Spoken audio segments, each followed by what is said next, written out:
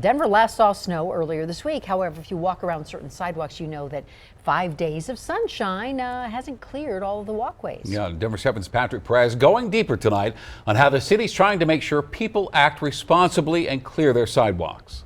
Pushing a stroller along the sidewalk has not been an easy task in Denver these past 2 weeks.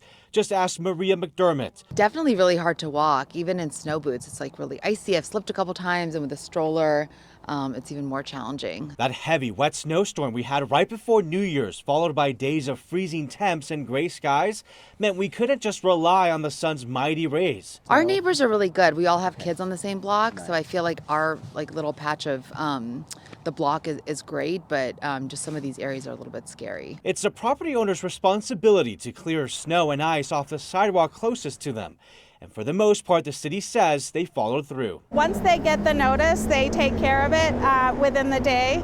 And it's very rare that we actually issue fines compared to the number of complaints that we receive. And the numbers prove that. Of the nearly 2,500 complaints city inspectors responded to, only 35 property owners got a $150 fine for ignoring their initial notice to clear the sidewalk, and only one got a second fine for $500.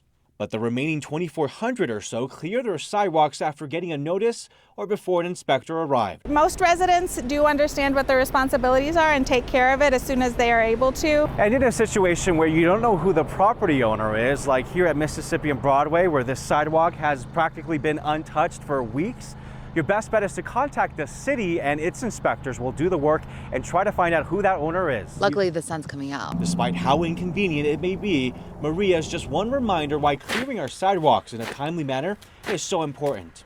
Patrick Perez, Denver 7.